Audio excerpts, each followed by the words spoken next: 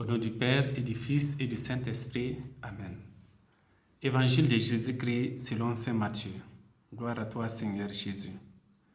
En ce temps-là, comme Jésus parlait encore aux foules, voici que sa mère et ses frères se tenaient au dehors, cherchant à lui parler. Quelqu'un lui dit, « Ta mère et tes frères sont là dehors qui cherchent à te parler. » Jésus lui répondit, « Qui est ma mère et qui sont mes frères ?» Puis, étendant la main vers ses disciples, il dit, « Voici ma mère et mes frères, car celui qui fait la volonté de mon Père qui est aux cieux, celui-là est pour moi un frère, une sœur, une mère. » Acclamons la parole de Dieu. Louange à toi, Seigneur Jésus. Bien, chers frères et sœurs, aujourd'hui, nous fêtons la présentation de la Vierge Marie.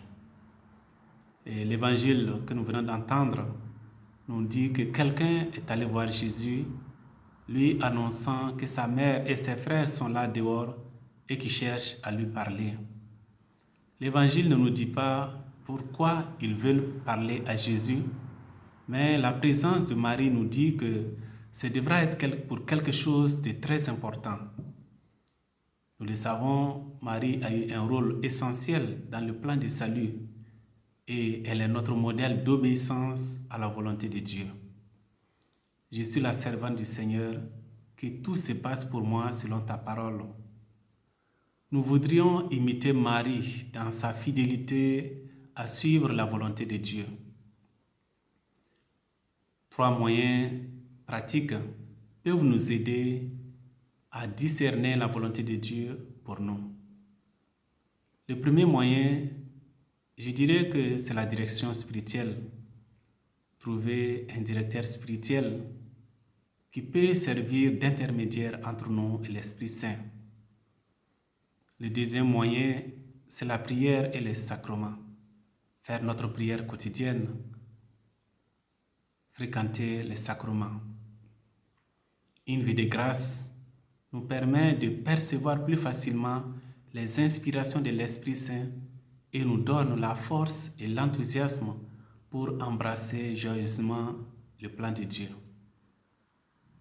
Le troisième et le dernier moyen, ce serait certainement le sacrifice. Si nous souhaitons être disciples du Christ, nous devons accepter aussi prendre notre croix pour le suivre. Frères et sœurs, une autre phrase simple. Voici ma mère et mes frères. Par cette phrase, Jésus nous assure que nous faisons partie de sa famille.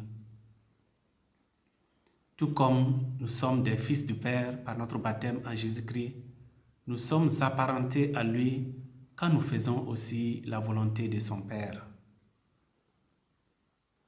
Et je voudrais, à la fin de ces petits mots, reprendre l'oraison de ce jour.